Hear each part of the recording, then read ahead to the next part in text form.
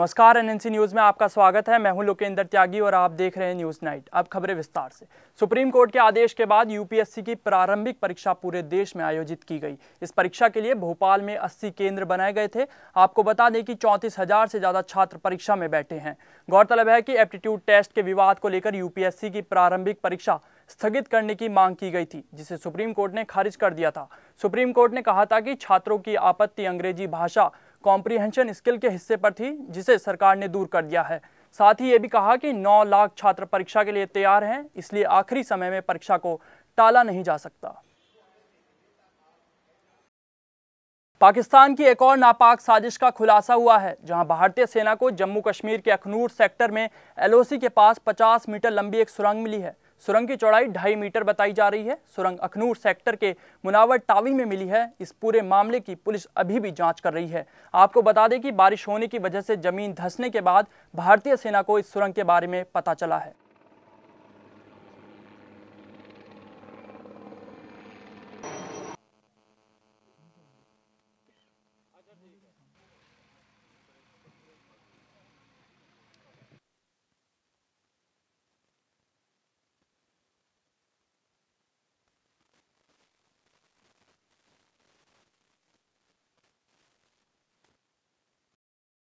पाकिस्तान लगातार सीमा पर युद्ध विराम का उल्लंघन कर रहा है। पाकिस्तान सैनिक ने एक बार फिर जम्मू सेक्टर में अंतर्राष्ट्रीय सीमा पर 25 चौकी और 13 गांवों में भीषण गोलीबारी की, जिसमें 2 नागरिक मारे गए और बीएसएफ के 1 जवान सहित 6 लोग घायल हो गए। आपको बता दें कि आधी रात के बाद पाकिस्तान की ओर से संघर्ष विराम सीमा का उल्लंघन किया गया, जिसमें पूंछ के हमीरपुर उप सेक्टर में और आरएसपुरा तथा अरनिया की पूरी सीमा पट्टी को निशाना बनाया गया। और फिलहाल इस तत्काल बाद ही आपात योजना के तहत सीमावर्ती गांवों में रह रहे 3000 से अधिक लोगों को वहां से हटाकर सुरक्षित स्थानों पर पहुंचाया गया।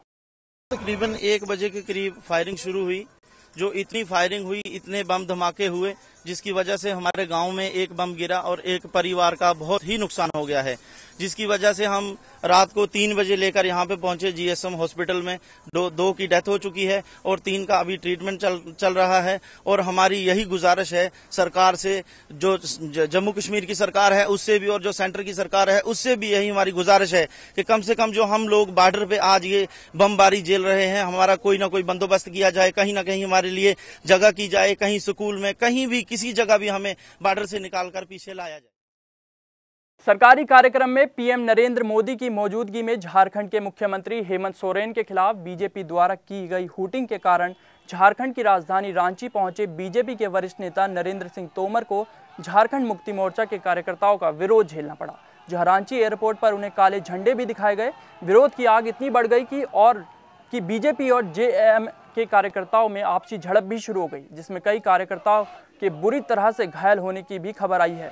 हुटिंग प्रकरण के बाद यह पहला मौका है जब केंद्र सरकार के किसी मंत्री के विरोध में राज्य की सत्तारूढ़ पार्टी के लोग इस तरह से सड़कों पर उतरे हैं।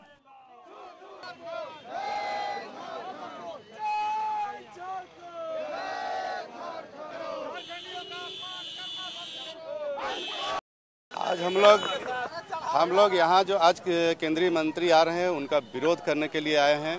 कल भी हम लोग एयरपोर्ट पर सभी कार्यकर्ताओं के साथ जमा हुए थे। बहराइच जिले में अचानक पहाड़ों से आने वाले लाखों क्यूसेक पानी ने तबाही का मंजर ला दिया है, जिससे 165 गांव पूरी तरह से जलमग्न हो गए हैं। बाढ़ के कारण लगभग 2 लाख की आबादी जद्दोजहद करती नजर आ रही है। वहीं प्रशासनिक आंकड़ों के मुताबिक 10,000 लोग अभी भी बाढ़ के सैलाब में बुरी तरह से फंसे हुए हैं, जिन्हें बचाव के लिए एनडीआरएफ की 42 जवानों की टोली को मौके पर रेस्क्यू के लिए बुलाया गया है। हालात को देखते हुए जिला प्रशासन ने हाई अलर्ट घोषित कर दिया है और जिले के प्राथमिक स्कूलों को बंद करने के आदेश भी जारी कर दिए हैं। नेपाल के रास्ते पहाड़ी नदियों में काफी पानी आ गया, जिससे सरजू नदी में जल स्तर काफी बढ़ गया और लगभग वर्तमान समय तक 85 गांव प्रभावित हुए हैं। शासन से 2 हेलीकॉप्टर की मांग की गई है तथा जिलाधिकारी महोदय द्वारा सेना के अधिकारियों से निवेदन किया गया है कि वे अलर्ट हैं, उनको बुलाया जा सकता है। जो जनपद में एसएसबी की टीम है वो राहत कार्य में लगी हुई है। पीएसी की 2 बटालियन अपने संसाधनों से राहत कार्य में लगी हुई है और राष्ट्रीय आपदा प्रबंधन समिति की 42 सदस्यीय टीम ये भी अपने संसाधनों के साथ वहां पर पहुंच गए हैं। उत्तर प्रदेश के मुरादाबाद जिले में इनकम टैक्स अधिकारी के पति ने दबंगई करते हुए एक स्कूल वैन ड्राइवर की इतनी पिटाई की कि उसे मुरादाबाद के जिला अस्पताल में भर्ती कराना पड़ा। हालत गंभीर देखते हुए डॉक्टरों ने ड्राइवर को हायर सेंटर पर रेफर कर दिया, जहां उसकी हालत अभी भी गंभीर बनी हुई है। दरअसल स्कूल ड्राइवर का कसूर सिर्फ इतना था कि उसे इनकम टैक्स अधिकारी के बच्चे को स्कूल से घर लाने में थोड़ी देरी हो गई। अधिकारी के पति की इस करतूत से नाराज स्कूल ड्राइवर की यूनियन ने एकजुट होकर थाना सिविल लाइन का घेराव कर लिया और आरोपी की गिरफ्तारी की मांग की। वहीं पुलिस ने मामला दर्ज कर कार्रवाई शुरू कर दी है। सर मारपीट का मामला है।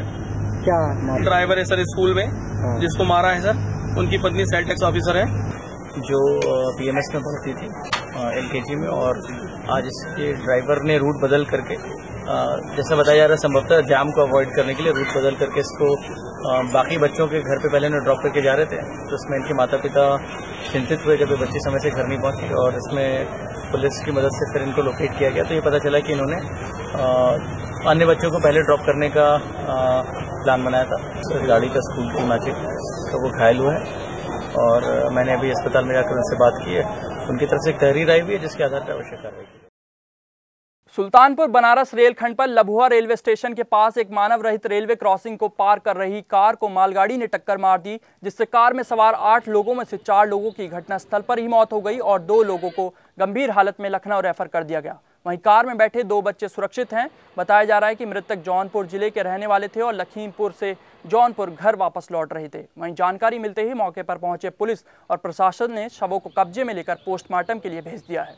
उसे मड़ियावा जा रहे थे, कोई रिश्तेदारी जौनपुर में पड़ता है, वहीं ये लोग सब अपने स्विफ्ट डिजायर गाड़ी से विद परिवार के साथ जा रहे थे। ये मालगाड़ी जो आती है आपकी ये डाउन बक्सन खाली जो बनारस की तरफ जा रही थी, उसी पे यह हादसा हुआ है।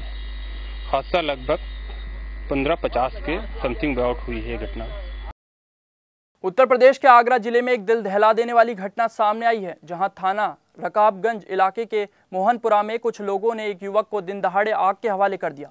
इस हादसे के बाद युवक का शरीर लगभग 90% जल गया है और उसे आगरा के एसएन मेडिकल कॉलेज में भर्ती कराया गया है, जहां उसकी हालत नाजुक बनी हुई है। शुरुआती जांच में ये पूरा मामला प्रेम प्रसंग का बताया जा रहा है। दरअसल पीड़ित आरोपी परिवार की बेटी से प्यार करता था, जिसकी सुलह कराने के लिए आरोपी परिवार ने पीड़ित को बुलाया था और फिर उसे आग के हवाले कर दिया। वहीं मौके पर पहुंची पुलिस ने कार्रवाई करते हुए 2 लोगों को हिरासत में ले लिया है। घटना तो खैर घटनास्थल पर तो मैं था नहीं, अभी मुझे मालूम पड़ा है कि मतलब उसको बच्चे को जिंदा बांधकर जिंदा जलाया गया है। वो कम से कम 90% जल चुका है। मैंने सुना पब्लिक भागती आ रही देखने के लिए, पता क्या हो गया। मैं भी अपने ऑफिस से उठ के इधर आया, भागता हुआ देखा यहाँ पे। उत्तर प्रदेश में क्राइम ग्राफ दिन पर दिन बढ़ता जा रहा है। इस बार मामला सुल्तानपुर से सामने आया है, जहां दिन दहाड़े कोतवाली नगर के अहमद सब्जी मंडी मोड़ के पास दीवानी न्यायालय से जा रहे एक अधिवक्ता की अज्ञात बदमाशों ने धारदार हथियार से हत्या कर दी और मौके से फरार हो गए। जिसके बाद साथी की हत्या से नाराज वकीलों ने पोस्टमार्टम हाउस के बाहर जमकर हंगामा काटा और पुलिस के साथ धक्का मुक्की भी की। जिसके बाद जिला अधिकारियों ने मौके पर पहुंचकर मृतक के परिजनों को शासन से 5 लाख रुपए मदद और पीड़ित परिवार की हर संभव मदद देने के आश्वासन देकर वकीलों का गुस्सा शांत किया और आरोपियों को जल्द से जल्द पकड़ने का वादा भी किया। वहीं मृतक के बेटे के मुताबिक जमीनी विवाद में उनके परिवार के अन्य लोगों की हत्या भी हो चुकी है। आज बहुत ही दुखद घटना हुई सुल्तानपुर जनपद में। श्री धर्मराज यादव, जिनका स्वर्गवास हुआ है, उनकी हत्या कर दी गई थी। अभी तक जो अपराधी हैं वो वांछित हैं। हम लोग प्रयासरत है कि उनको जल्दी ही पकड़ लिया जाए। जो परिवार है इनको ऑलरेडी पुलिस प्रोटेक्शन हम लोगों ने प्रोवाइड कर दी है और शासन से इनको 5 लाख रुपए का मुआवजा भी तत्काल दिला दिया जाएगा। किसी प्रकार की असुरक्षा, किसी प्रकार की दिक्कत हम परिवार को नहीं आने देंगे। मेरठ के शास्त्री नगर कॉलोनी में एक सनसनीखेज मामला सामने आया है, जहां एक महिला की संदिग्ध परिस्थितियों में मौत हो गई। आपको बता दें कि मृतक महिला के गले पर निशान पाए गए हैं और शव के पास ही उसका दुपट्टा भी पड़ा मिला है। बताया जा रहा है कि मृतक महिला का पति उसे काफी समय से दहेज के लिए प्रताड़ित करता था। घटना के बाद से ही मृतका के ससुराल वाले फरार हैं। वहीं घटना की सूचना मिलते ही मौके पर पहुंची पुलिस ने शव को पोस्टमार्टम के लिए भेज दिया है और घटना की तफ्तीश में जुट गई है।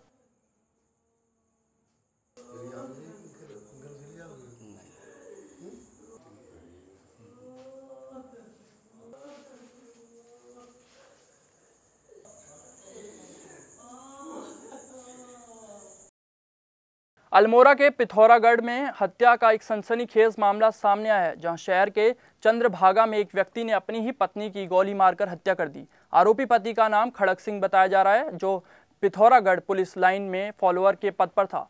हत्या का कारण पारिवारिक कलह बताई जा रही है, जहां आरोपी का किसी अन्य महिला के साथ अवैध संबंध था, जिस कारण दोनों के बीच लंबे समय से ही झगड़ा चल रहा था, जिससे परेशान होकर आरोपी ने अपनी ही बीवी का हत्या कर दी। फिलहाल आरोपी पुलिस की गिरफ्त से बाहर है, तो वहीं आरोपी को पकड़ने के लिए पुलिस जगह जगह दबिश दे रही है।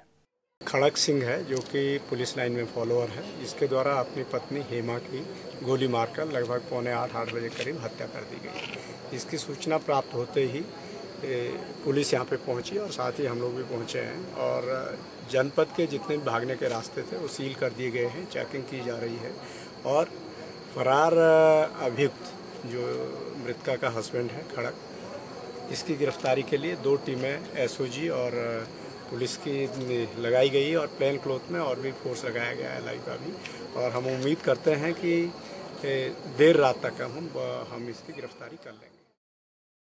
जयपुर के सिटी पैलेस म्यूजियम में भीषण आग लग जाने से अफरा तफरी मच गई। आपको बता दें कि म्यूजियम में आग लगने से हॉल की 2 मंजिलें जलकर पूरी तरह से खाक हो गईं। सूचना मिलते ही दमकल की 15 गाड़ियां मौके पर पहुंची और करीब 2 घंटे की कड़ी मशक्कत के बाद आग पर काबू पाया गया। अभी आग लगने के कारणों का पता नहीं चल पाया है, लेकिन हादसे में बड़ा नुकसान का अनुमान लगाया जा रहा है।